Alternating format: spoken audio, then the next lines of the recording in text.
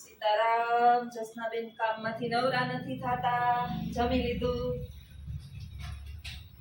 હવે વાસણ ઉટાકવાના. કમર દુખે છે, થાકી ગઈ. દૈણા દરતી હતી, ઉપરથી નીચે, નીચેથી ઉપર, ઉપરથી નીચે. થાકી ગઈ એકદમ. બાએ જમી લીધું, ફૂલ નીંદરમાં હતા. બા જમી લીધું, જમી લીધું, જમ્યું. આજે જમી લીધું તો 9:30 થયા. કેટલા? 9:30 માં 5 મિનિટ. 9:30 થયા ને? સવારે 9:30 માં 5-10 મિનિટ ની વાર છે. ખાઈ લીધું. હમણાં છે ને બહુ જ મોડું થાય છે. કઈક ને કઈક કામ આવી જાય, ભાઈ નું કઈક કરતી હોય ઈ ઘેરે છે એટલે પેશન્ટ હાચવું થોડુંક અઘરું પડે. એના માટે અલગ બનાવવું ને આપણા માટે અલગ બનાવવું ને રોટલી રોટલો ખાવાનું ના પાડી તો દાળ ભાત ને મગ વઘારેલા ભાત ને પૌવા ને આવું જ ખાવાનું. હા લ્યો. પાછો આ તો હાવ નાનું બાળક, આવડું બાળક. પૂરું. નીંદર નથી આવતી આજ? આજ નીંદર નથી આવતી? નીંદર નથી આવતી? નીંદર હા આવે. આવે? હા, આગળ હોઈ જાય. હોઈ જાય. આગળ ઉપર ચડ્યા, એક બાજુ ઓલા ઈસિત ને આવ્યા હમું કરવા અને પછી ઉતરી રહ્યો કે મને ઉતાર ઘંટી જરા ખબર નહીં. આજ ઘંટીમાં હું ફોલ્ટ આવી ગયો તો ઘંટી હમી કરતા હતા અને હું ચડ્યા ઉપર. બધું જમણ તો ચોકી પેરો બધું કરવો પડે ને. હું ઉપર ચડ્યા, ઈ હું કરવા આવ્યા, ઓલો હું કરવા આવ્યો, આ હું કરવા. ભાઈ બેહોન નીચે તમે ઉપર ચડી નહીં હગો. જો લંબાવી ગયા, જોસ્ના રાહત જોતા હતા. હવે હમણાં હુઈ જાહે અને વાસણ ઉટકવાના બાકી છે, દૂધ મેળવવાનું બાકી છે.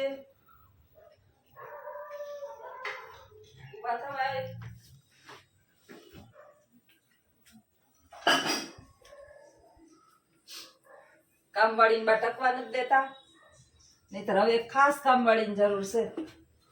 કચરા પોતા કપડા વાસણ કરે.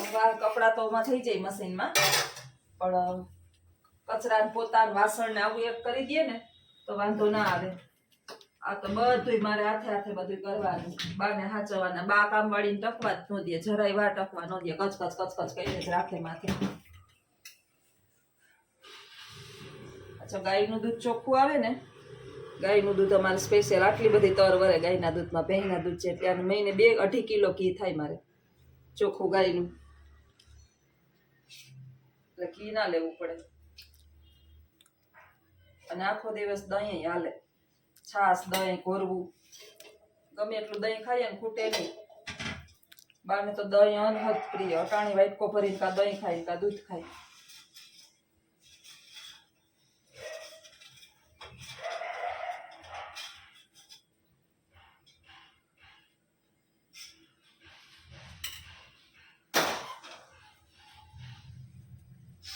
ટીચર્સ ડેની 2 કેડબરી, 2 ચોકલેટ, 1 બોલ પેન આજ વિદ્યાર્થીઓએ આપ્યું. Madam happy teachers day, happy teachers day. આ 10 દીની તર છે ખાલી, અઠવાડિયાની જ છે. ઓલા સોમ મંગળમાં તમે ઘી કર્યું હતું, આ પાછી એટલી થઈ. આમાં કિલો માથે ઘી નીકળશે. હવે જયારે મેળવવાનો વારો આવશે ને ત્યારે.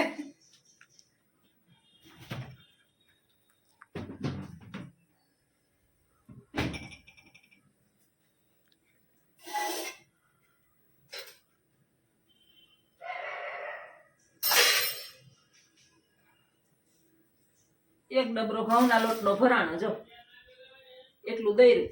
ઘંટીબાઈ ખોટકાડા હતા આજ. હાલો હવે આગળનો વિડીયોમાં પછી બન્યા રહેજો. નવરી થાઈશ તો ઉતારીશ. આવજો બધાય. સીતારામ. સીતારામ. હમણાં જ્યોત્સનાબેનના હાલ બેહાલ થઈ ગયા છે. નથી વાળમાં મહેંદી કરવાનો ટાઈમ મળતો, નથી આઈબ્રો કરાવવા જવું છે એનો ટાઈમ મળતો, નથી હરખું કાંઈ આમ આયોજન બધું બગડી ગયું છે. કારણ કે પેશન્ટ ઘરની અંદર હોય ને એટલે એની સારવારની અંદર ને એના માટે આ ને તે ને એટલે થોડુંક અવ્યવસ્થા થોડીક થઈ ગઈ છે. નથી વિડીયો બનાવવાનો ટાઈમ મળતો અને કાંઈ જ ટાઈમ નથી મળતો. અત્યારે વાગી ગયા છે 10 ઘડિયાળની અંદર ઉપર આવી ગઈ છું સૂવા માટે. હમણાં થોડાક દિવસથી જે છે ને એ હું ઉપર સૂઉં છું, નહીંતર ઉપર ના સૂવા આવતી. પણ આખો દિવસ ટહેડા કરું ને તો પછી કે હું બાનું ધ્યાન રાખું રાત્રે, તો મને નીંદર થઈ જાય એટલે આખો દિવસ વાંધો ન આવે. 10 વાગે આવું, પડી પાછી 4 વાગે તો મારે ઉઠવાનું હોય, એટલે નીંદર પૂરી ના થાય પછી, એટલે પડીએ બીમાર. જીવનની અંદર જે છે ને વિચારો હંમેશા નવા રાખવા, અને સંસ્કારો તો પુરાના જ સારા લાગે.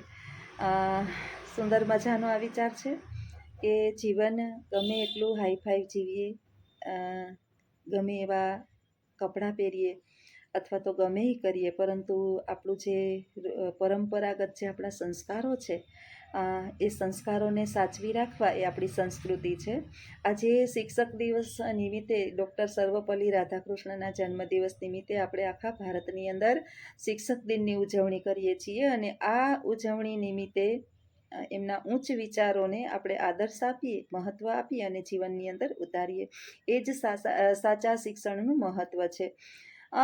મિત્રો, વિદ્યાર્થીઓ જે છે એને હું વારંવાર એક શબ્દ કહેતી હોય છું, ને આજે બધાને કહેવાનું મન થાય છે કે તમે ગમે એટલી ડિગ્રી મેળવી લો, પરંતુ તમને જો સામાજિક નોલેજ નહીં હોય, સમાજનું ભાન નહીં હોય, તો આ દુનિયાની અંદર તમે લાંબો સમય ટકી શકશો નહીં. એનો અર્થ એવો નથી કે તમે જીવી નહીં શકો, પરંતુ દુનિયા જે છે એ તમને લેખશે નહીં, ગણકારશે નહીં. માત્ર ડિગ્રીઓનું કોઈ મહત્ત્વ જ નથી.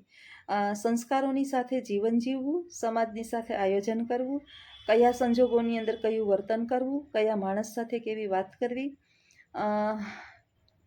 બાળક, યુવાન અને વૃદ્ધ, આ દુનિયાની અંદર આપણે 3 પ્રકારના મનુષ્યોનો હંમેશા સામનો કરવાનો મોકો આપે છે, અને આપણા ઘરની અંદર જ આ મળી રહે છે. ત્યારે 3 વ્યક્તિઓની આઈક્યુને જાણી અને આપણે જો ચાલીએ તો વાંધો ન આવે. એ જ આપણા સંસ્કાર છે. બાળક સાથે બાળક બની જવું, યુવાન સાથે યુવાન થઈ જવું, અને વૃદ્ધ સાથે વૃદ્ધ જેવું વર્તન કરીએ તો વાંધો આવે નહીં.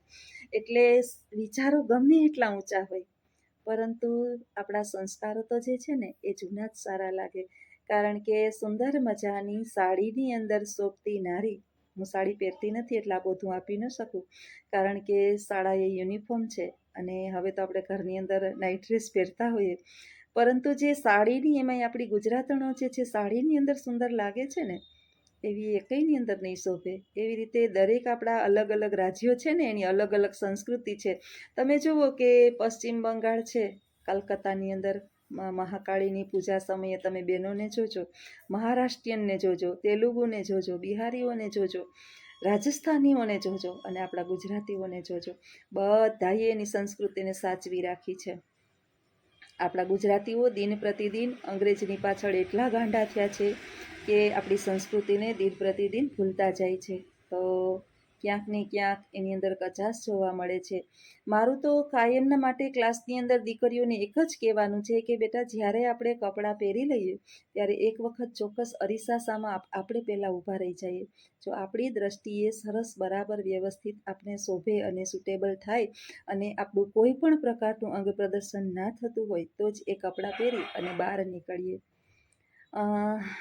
એક વખત તમે શોર્ટ કપડાં પહેરજો અને એક વખત લોંગ કપડાં પહેરી અને બહારની દુનિયામાં નીકળજો. તમારા ખુદના અનુભવ પછી તમે લખજો નોંધપોથીમાં, એટલે તમને ખબર પડશે કે ખરેખર સંસ્કૃતિનું ખૂબ જ મહત્ત્વ છે. વ્યવસ્થિત રીતે, સારી રીતે ચાલ્યા જઈએ અને અંગ પ્રદર્શન ના કરીએ. કારણ કે હવે જે છે ને એ સોશિયલ મીડિયાનો સમય છે. નાના નાના બાળકો પણ વિકૃત માનસ ધરાવતા થઈ ગયા છે. પહેલાંનો સમય, હું એમ નથી કહેતી કે પહેલાંનો સારો હતો ને હવે ખરાબ છે, હવે આવું છે. મહાકવિ કાલિદાસની સુંદર મજાની એક સૂક્તિ મને આજ યાદ આવે છે કે પુરાણું એટલું બધું સારું નહોતું અને નવું જે છે એ બધું ખરાબ છે એવું નથી. અકલમઠાઓ જે છે એ અનુકરણ કરે છે, અને બુદ્ધિશાળીઓ જે છે એ પોતાની બુદ્ધિનો ઉપયોગ કરી અને અમલમાં મૂકે છે. પહેલાંય બધું સારું નહોતું, પહેલું ઘણું બધું ખરાબ હતું. ખરાબનો અર્થ એવો છે કે પાકી સડકો નહોતી, વાહન વ્યવહાર નહોતા, પછી બધું જ કામ જે છે એ આપણે જાતે કરવું પડતું હતું. એમાં ઘણો બધો સુધારો થઈ ગયો છે. એટલે જીવા જેવો જમાનો તો ખરેખર હવે આવ્યો છે. જો આપણે જીવતા આવડે તો બસ આપણે એટલું ધ્યાન રાખવાનું છે કે નવા વિચારોની સાથે આપણે આપણી જૂની સંસ્કૃતિને પણ છોડવાની નથી. જો આટલી બાબત સમજની અંદર આવી જાય તો ખરેખર આપણા માટે જીવન એક અમૂલ્ય બની જાય. સંસ્કારોની સાથે જીવવું ને એ જ આપણી સંસ્કૃતિ છે. ગમે એટલા પૈસા ધન દોલત ગમે એટલું આપણી પાસે આવી જાય, પરંતુ આપણા સંસ્કારો ક્યારેય દૂર ના થાય એની આપણે ખાસ કાળજી લઈએ તો જીવનની અંદર ખરેખર આપણે એક સારામાં સારા નાગરિક તરીકેની ભૂમિકા ભજવી અને આપણે આ પૃથ્વી પરથી જાશું ત્યારે 5 લોકો આપણે યાદ કરશે. 5 લોકો માટે આપણે નથી જીવવાનું, 4 લોકો શું કહેશે એની માટે આપણે નથી જીવવાનું, પરંતુ કમસે કમ આપણા સ્વમાન માટે, આપણા સંસ્કાર માટે અને આપણી ભારતીય સંસ્કૃતિ માટે થઈ અને આપણે આપણા દીકરી તરીકેના કોઈ પણ પ્રકારના અંગ પ્રદર્શન ના થાય એની આપણે ખાસ કાળજી લઈએ. વર્ગખંડની અંદર તો હું આ કાયમ કહેતી જ હોઈ છું કે દીકરીઓ બહાર નીકળો તો આ રીતે રહેજો તો જીવનની અંદર તમને ક્યારેય તકલીફ થશે નહીં. ઘણી વખત આપણે જ ખુદ કહેતા હોય કે આ બેલ મુજે મારકણા બળદની પાસે જઈ અને ઊભીએ તો એ બળદ મારવાનો જ છે. એવી રીતે વિકૃત સમાજ, વિકૃત માનસ ધરાવતા વ્યક્તિઓ આપણા આવા દેહને જોશે એટલે એનું વિકૃતિ ઉત્પન્ન થવાની જ છે. જો આ બાબત આપણે સમજી અને બહાર નીકળશું તો લગભગ મને નથી લાગતું કે વધારે પડતા સમસ્યાઓ